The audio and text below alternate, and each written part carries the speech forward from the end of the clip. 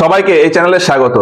বাংলার second governor general Charles Cornwallis নিয়ে আমাদের আজকের প্রতিবেদন। মূলত ব্রিটিশ পার্লামেন্টের দ্বারা 1784 খ্রিস্টাব্দে আনা পিটস ইন্ডিয়া অ্যাক্ট এর বাস্তবায়নের উদ্দেশ্যেই কর্নওয়ালিসকে বাংলার গভর্নর জেনারেল হিসাবে ভারতে পাঠানো হয়। কর্নওয়ালিস ভারতে এসে কিছুদিন থেকেই বুঝে গিয়েছিলেন যে ভারতীয়দের যদি দাবিয়ে রাখা না হয় তাহলে ব্রিটিশ শাসন ভারতে খুব বেশি দিন চলবে না। আর সেই সমস্ত কথা মাথায় রেখেই তিনি বিভিন্ন কাজকর্ম করেন। তো কি কি কাজকর্ম করে এক এক করে আসি।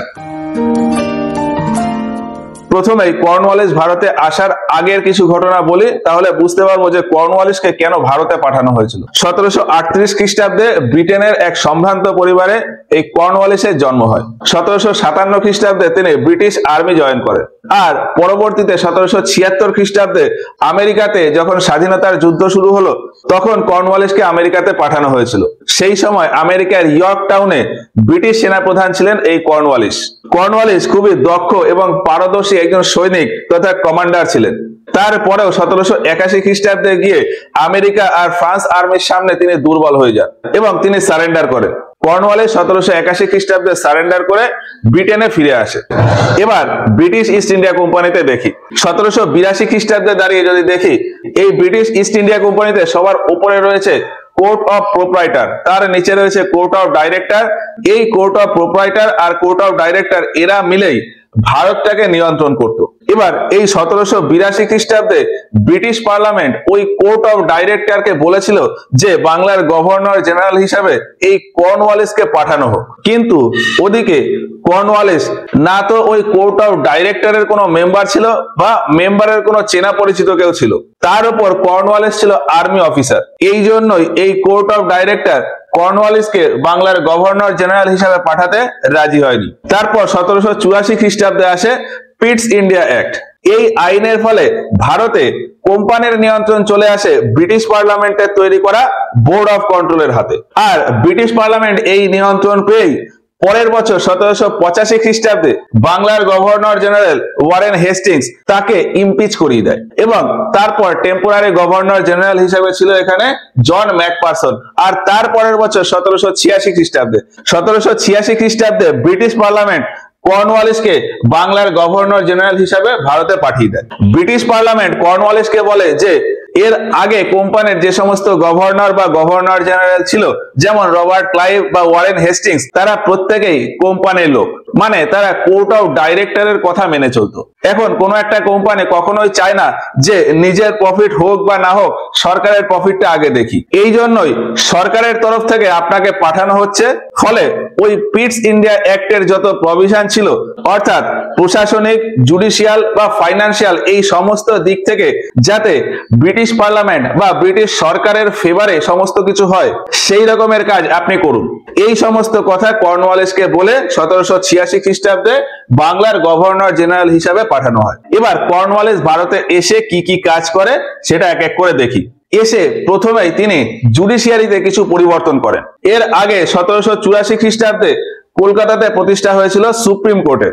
তারপর এই জুরিসডিকশনের কাজ যাতে আরো ভালো হয় সেই জন্য ওয়ারেন হেস্টিংস বাংলা, বিহার, উড়িষ্যা এর প্রত্যেকটা ডিস্ট্রিক্টে একটা করে কোর্ট স্থাপন করেন, যেগুলোকে বলা হতো ডিস্ট্রিক্ট কোর্ট বা প্রভিন্সিয়াল কোর্ট। এবং সেখানে দুই রকমের মামলাই চলতো, দেওয়ানি বা সিভিল মামলাও চলতো, ফৌজদারি বা ক্রিমিনাল মামলাও চলতো। আর এই ডিস্ট্রিক্ট কোর্টগুলিতে বেশিরভাগ জায়গাতেই ভারতীয় জাজ ছিল, কিছু কিছু জায়গায় ছিল ইউরোপ থেকে আসা জাজ বা ইউরোপিয়ান জাজ। এখন কর্নওয়ালিস এসে এই জুডিশিয়ারি সিস্টেম দেখে একটু আন্দাজ করে যে এই ডিস্ট্রিক্ট কোর্টগুলোতে যদি ভারতীয় জাজেরা থাকেন তাহলে ধীরে ধীরে তারা উপরের দিকে উঠবে এবং একটা সময় পরে গিয়ে তারা ওই ব্রিটিশ জাজ বা ইউরোপিয়ান জাজদের সমকক্ষে পৌঁছে যাবে এবং তারপর ওই ভারতীয় জাজরা আমাদের ওপরেই নিয়ন্ত্রণ খাটাতে পারে। তো এক্ষেত্রে কি করা যাবে, তাদেরকে যেতেই দেওয়া যাবে না। কর্নওয়ালিস আরো দুটো কোর্টের লেভেল তৈরি করেন। ডিস্ট্রিক্ট কোর্টের নিচে একটা কোর্ট তৈরি করেন মুন্সিফ কোর্ট, আর ডিস্ট্রিক্ট কোর্ট ও সুপ্রিম কোর্টের মাঝে একটা লেভেল তৈরি করেন সার্কিট কোর্ট। তো কিরকম হয় আমরা এখানে ডায়াগ্রাম এঁকেছি, এখানে বোঝাই। ওয়ারেন হেস্টিংস এর সময় কোর্ট ছিল দুটো, সুপ্রিম কোর্ট আর ডিস্ট্রিক্ট কোর্ট। এই ডিস্ট্রিক্ট কোর্টে সিভিল মামলাও চলতো, ক্রিমিনাল মামলাও চলতো। এবার এই দুটো কোর্টের মাঝখানে তিনি আরেকটা লেয়ার নিয়ে আসেন, সার্কিট কোর্ট। তিনি বলেন যে এতগুলো ডিস্ট্রিক্ট কোর্ট রয়েছে এবং তার রেসপেক্টে একটাই সুপ্রিম কোর্ট, ফলে সুপ্রিম কোর্টের উপর প্রেসার পড়ে যাচ্ছে বেশি, তাই সুপ্রিম কোর্টের প্রেসার একটু কমানোর জন্য মাঝখানে আরেকটা কোর্টের লেয়ার তৈরি করা হচ্ছে। বাংলা, বিহার, উড়িষ্যা এই সমস্ত জায়গা মিলে 4টে সার্কিট কোর্ট তৈরি করা হয়। কলকাতা, ঢাকা, মুর্শিদাবাদ আর পাটনা, 4 জায়গাতে কি কি বললাম, কলকাতা, ঢাকা, মুর্শিদাবাদ আর পাটনা, এই 4 জায়গায় 4টে সার্কিট কোর্ট তৈরি করা হয়। বলা হয় যে ডিস্ট্রিক্ট কোর্টের কোনো মামলা যদি সুপ্রিম কোর্টে অ্যাপিল করতে হয় তাহলে আগে এই সার্কিট কোর্টে অ্যাপিল করতে হবে। সার্কিট কোর্টে এই মামলাটা চালিয়ে তারপর সেখান থেকে যদি আমি জাজমেন্টে খুশি না হই তারপরে সুপ্রিম কোর্টে অ্যাপিল করা যেতে পারে। ডিস্ট্রিক্ট কোর্ট থেকে ডাইরেক্ট সুপ্রিম কোর্টে অ্যাপিল করা যাবে না। তো সার্কিট কোর্টে অ্যাপিলের ব্যাপারে এই মডিফিকেশনটা করে দেওয়া হয়। আরো বলা হয় যে এর আগে ওই যে ডিস্ট্রিক্ট কোর্টে সিভিল আর ক্রিমিনাল দুটো কেসই চলতো, এবার থেকে ডিস্ট্রিক্ট কোর্টে শুধুমাত্র সিভিল মামলা চলবে, ক্রিমিনাল মামলা চলবে না। কোন জায়গার যদি ক্রিমিনাল কেস থাকে তাহলে সেই ক্রিমিনাল মামলা চালানোর জন্য সার্কিট কোর্টে চালাতে হবে। কি বললাম, ডিস্ট্রিক্ট কোর্টে এই যে ক্রিমিনাল মামলা চলতো, এই ক্রিমিনাল মামলা চালানোটাকে বন্ধ করে দেওয়া হয়। বলা হয় যে ক্রিমিনাল মামলা চালাতে গেলে ডাইরেক্ট সার্কিট কোর্টে গিয়ে অ্যাপিল করতে হবে, আর সার্কিট কোর্টে ক্রিমিনাল যেমন চলবে তার সাথে সাথে সিভিল মামলাও চলবে। আর আরো বলা হয় যে এই সার্কিট কোর্টে শুধুমাত্র ইউরোপিয়ান জাজ থাকবে, ভারতীয় জাজ থাকবে না। আর ডিস্ট্রিক্ট কোর্টে যেমন ছিল, ডিস্ট্রিক্ট কোর্টে বেশিরভাগটাই ভারতীয় জাজ থাকবে, কিছু কিছু জায়গায় যদি প্রয়োজন হয় ইউরোপিয়ান জাজ দেওয়া হবে। আর ডিস্ট্রিক্ট কোর্টের নিচে আরেকটা আদালত হবে, সেটাকে বলা হবে মুনসিফ আদালত বা মুনসিফ কোর্ট।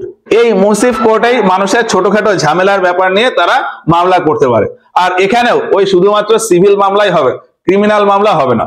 এই মুনসিফ কোর্টেও ভারতীয় জাজ থাকবে, মুনসিফ কোর্টে ইউরোপিয়ান জাজ আসবে না। কি বললাম, তাহলে মুনসিফ কোর্টে শুধুমাত্র ভারতীয় জাজ, ডিস্ট্রিক্ট কোর্টে বেশিরভাগই ভারতীয় জাজ, কিছু কিছু ইউরোপিয়ান জাজ থাকতে পারে, সার্কিট কোর্টে শুধুমাত্র ইউরোপিয়ান জাজ থাকবে, আর সুপ্রিম কোর্টে তো অল্প কয়েকজন রইল, গভর্নর জেনারেল, তার কাউন্সিল আর ওই 4 জন জাজ, একজন চিফ জাস্টিস আর 3 জন অন্যান্য জাজ।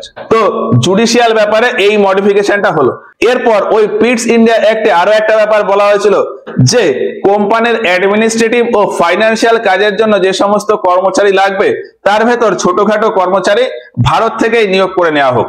তার মানে ইনডাইরেক্টলি কোম্পানির কাজে উচ্চ পদে ভারতীয় কর্মীদের রাখার পক্ষপাতিত্ব ছিল না এই ব্রিটিশ পার্লামেন্ট। এই জন্যই কোম্পানির উচ্চ পদে টুকটাক ভারতীয় কর্মচারীরা যেখানে যা কাজে ছিল, কর্নওয়ালিস এসে তাদেরকে সেই পদ থেকে সরিয়ে দেয় এবং নিয়ম করেন যে কোম্পানির কাজে উচ্চ পদে শুধুমাত্র ইউরোপিয়ানরাই বসবে। বলা হয় যে কোম্পানির কাজে যে সমস্ত পোস্টে বার্ষিক 500 পাউন্ড বা তার বেশি বেতন, সেই সমস্ত পোস্টে ভারতীয়রা বসতে পারবে না, শুধুমাত্র ইউরোপিয়ানরাই থাকবে। এবার কোম্পানির কাছে মেইনলি 2 রকমের কর্মচারী ছিল, একটা হলো সেনা বিভাগের কর্মচারী আর একটা হলো কমার্শিয়াল কর্মচারী। এই সেনা বিভাগের কর্মচারীর ভেতরেই স্থল সেনা ও নৌসেনা ছিল, আর এই কমার্শিয়াল কাজের ভেতরেই ফাইন্যান্সিয়াল ম্যাটার, ট্রেড, অ্যাডমিনিস্ট্রেটিভ ব্যাপার এই সমস্ত ছিল। তো এই কমার্শিয়াল কাজেই যারা ইনভলভ ছিল তাদের কাজকেই বলা হতো সিভিল সার্ভিস। এবার এই সিভিল সার্ভিস যাতে ঠিকঠাক ভাবে চলে, অর্গানাইজড ওয়েতে যাতে এই পুরো সিস্টেমটা রান করে, তার জন্যই কর্নওয়ালিস সুসংগঠিত ভাবে এই সিস্টেম বা সার্ভিসের বাস্তবায়ন করার। আর ওই জন্যই কর্নওয়ালিসকে father of civil service in India বলা হয়। তাহলে কর্নওয়ালিস এই সিভিল সার্ভিসকে একটা স্ট্রাকচার্ড ওয়েতে ইন্ট্রোডিউস করায়, আর এই সার্ভিস লাগু করার মাধ্যমে কোম্পানির জুডিশিয়াল, কমার্শিয়াল এবং রেভিনিউ অফিসিয়ালসদের সেপারেট করে দেয়। এর আগে রেভিনিউ অফিসিয়ালসদের হেড হতেন কালেক্টর, এবং এই কালেক্টরের কাছে কিছু জুডিশিয়াল পাওয়ারও থাকতো। যেমন কোনো ব্যক্তি বা কোনো জমিদার হয়তো কর দিচ্ছে না বা কর দিতে চাইছে না, বা রেভিনিউ সম্পর্কিত অন্য কোনো সমস্যা, সেক্ষেত্রে কালেক্টর ওই ব্যক্তি বা ওই জমিদার বা অন্য কোনো ব্যক্তির উপর ফাইন লাগু করতে পারে, তাকে অন্য কোনো সাজাও দিতে পারে। কোনো একজন জমিদার তার জমিদারি বা কোনো ব্যক্তি তার জমি নিলামে তুলে দিতে পারে, এমনকি তার জায়গা দখলও করে নিতে পারে। এই সমস্ত জুডিশিয়াল পাওয়ার কালেক্টরের ছিল।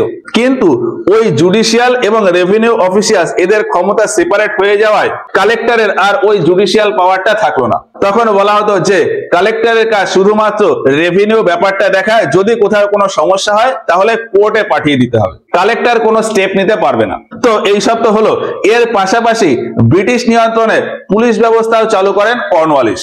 এর আগে এই এরিয়াতে লাগু ছিল ইজারাদারি ব্যবস্থা। এই ইজারাদারি ব্যবস্থায় ইজারাদার বা জমিদাররা থানেদার রাখতেন, মানে একজন ব্যক্তিকে রাখতেন যে কিছুটা এরিয়ার আইন শৃঙ্খলা নিয়ন্ত্রণে রাখতো। কর্নওয়ালিস এসে এই আইন শৃঙ্খলা রক্ষার ব্যাপারটাকে সাজিয়ে গুছিয়ে রাখেন। বেশ কিছুটা এরিয়া নিয়ে তিনি এক একটা থানার এলাকা ঘোষণা করে দেন। বর্তমানে যেরকম বেশ কিছুটা এরিয়া একটা পুলিশ স্টেশনের আন্ডারে থাকে, সেই রকমই তখনকার সময় প্রায় 20 স্কোয়ার মাইল এরিয়া জুড়ে এক একটা থানার আন্ডারে ছিল। এবার ওই থানার যে প্রধান তাকে বলা হতো দারোগা, এবং ওই দারোগার কাজে সাহায্য করার জন্য থাকতো হাবিলদার। কর্নওয়ালিস বলেন যে যত থানা হবে তার যে দারোগা তারা ভারতীয় ব্যক্তিরাই হবেন, তবে কিছু কিছু জায়গায় ইউরোপিয়ান দারোগাও থাকবে, বেশিরভাগটাই ভারতীয় দারোগা। আর যে হাবিলদার রয়েছে, হাবিলদাররা পুরোপুরি ভারতীয় কর্মচারী হবে। আর আরো বলা হয় যে বেশ কয়েকটা থানা একজন ইউরোপীয় অফিসারের আন্ডারে থাকবে, এবং ওই ইউরোপিয়ান অফিসারকে বলা হবে সুপারিনটেন্ডেন্ট অফ পুলিশ বা এসপি। এসপির আন্ডারে বেশ কয়েকটা থানা থাকবে, এবং ওই এসপি পোস্টে শুধুমাত্র ইউরোপিয়ান ব্যক্তিই বসতে পারবে। এবার এই সমস্ত জিনিস তো হলো। এখন কোম্পানির যে সমস্ত কর্মচারীরা রয়েছে তাদেরকে রেগুলেট করার জন্য কিছু নিয়ম আনেন। যেমন কর্নওয়ালিস বুঝেছিলেন যে কোম্পানির কর্মচারীরা দুর্নীতি করছে, তার একটা কারণ হলো যে তাদের হয়তো স্যালারি কম। এখন কোম্পানির কর্মচারীরা যাতে দুর্নীতিতে না ঢোকে সেই উদ্দেশ্যে তিনি কোম্পানির কর্মচারীদের বেতন অনেকটা বাড়িয়ে দেন, এবং স্ট্রিক্ট একটা নির্দেশ দেন যে কোম্পানির কোনো ব্যক্তি ব্যক্তিগত ব্যবসা চালাতে পারবে না, মানে প্রাইভেট ট্রেড করতে পারবে না। এর আগে হেস্টিংসও ব্যবস্থা নিয়েছিল যে কোম্পানির কর্মচারীরা যাতে প্রাইভেট ট্রেডে ইনভলভ না হয়, তবে কর্নওয়ালিস এসে এটাকে স্ট্রিক্টলি ফলো করান। এর পাশাপাশি কর্নওয়ালিস কোম্পানির কর্মচারীরা যাতে ঘুষ বা কারোর কাছ থেকে গিফট বা ক্যাশ যাতে অ্যাকসেপ্ট না করে সেদিকেও ব্যবস্থা নেন। বলেন যে এই সমস্ত কাজকর্ম করতে গিয়ে যদি কেউ ধরা পড়ে তাহলে তাকে চাকরি থেকে টার্মিনেট করে দেওয়া হবে। আর আরেকটা খুব ভালো ডিসিশন নেন, সেটা হলো কোম্পানির কর্মচারীদের প্রমোশন শুধুমাত্র সিনিয়রিটি বেসিসেই হবে। এর আগে সিস্টেমটা কেমন ছিল, কোন কর্মচারী ওপরের কারোর সাথে যদি চেনা জানা থাকতো তার সাথে কথাবার্তা বলে তার প্রমোশন হয়ে যেত, কিন্তু কর্নওয়ালিস এসে এটাকে পুরোপুরি সিনিয়রিটি বেসিসেই করে দেন।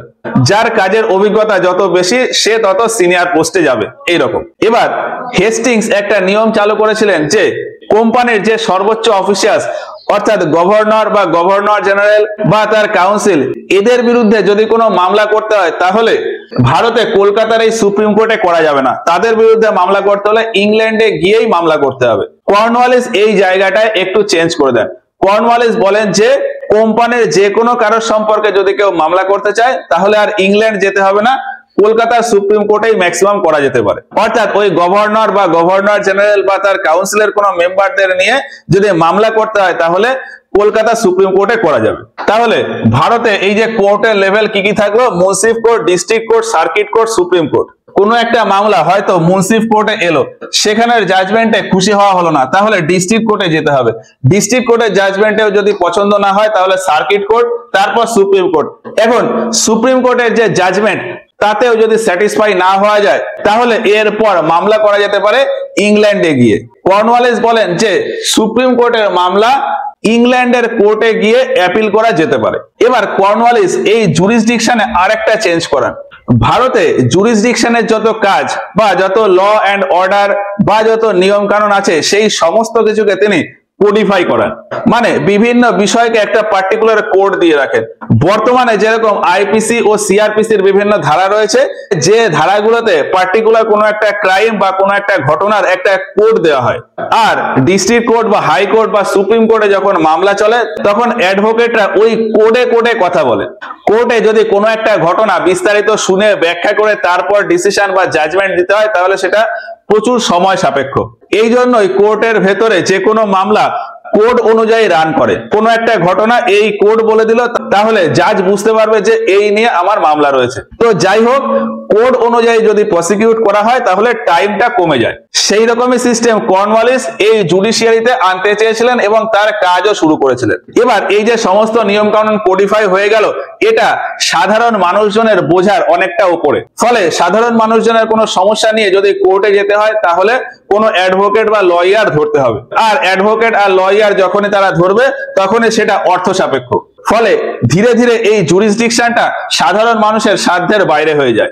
আর এর ফলে ব্রিটিশ পার্লামেন্টের একটা ছোট্ট লাভ আছে। টাকা পয়সার জন্য যদি সাধারণ মানুষ বা বেশিরভাগ লোকজন কোর্টের এরিয়াতে না আসে, তাহলে কোর্টে দেখা যাবে যে আমার কোর্টে কেসের পরিমাণ কম, তার মানে আমার এরিয়াতে সমস্যা কম, তার মানে আমার এরিয়া খুব ভালো রয়েছে, আমি উপরে খুব ভালো রিপোর্ট করতে পারবো, আমার এরিয়াতে কেসের সংখ্যা খুব কম, আমার এরিয়াতে সমস্যা নেই বললেই চলে। আর এইটা ব্রিটিশ পার্লামেন্টের খুবই ইমেজের ব্যাপার। ইউরোপিয়ান কান্ট্রিতে এই ইমেজটা খুব ভালো দরকার। ব্রিটিশ পার্লামেন্ট অন্যান্য দেশকে বলতে পারবে যে আমার শাসন ভারতে হচ্ছে এবং সেখানে কোনো সমস্যা নেই। তো জুরিসডিকশনে কোডিফাই করার পেছনে ওইটা ইনডাইরেক্ট একটা কারণ। তো এগুলোই হলো কর্নওয়ালিসের করা বিভিন্ন কাজ। তবে কর্নওয়ালিসের সময় আরো দুটো তিনটে ঘটনা ঘটে, যেমন 1790 থেকে 92। 1790 থেকে 92 এই মহীশূর এরিয়াতে হয় থার্ড অঙ্গ মহীশূর যুদ্ধ। আর এর ভেতরে 1791 খ্রিস্টাব্দে বেনারসে প্রতিষ্ঠা হয় সংস্কৃত কলেজ। জোনাথন ডানকান 1791 খ্রিস্টাব্দে বেনারসে সংস্কৃত কলেজের প্রতিষ্ঠা করে।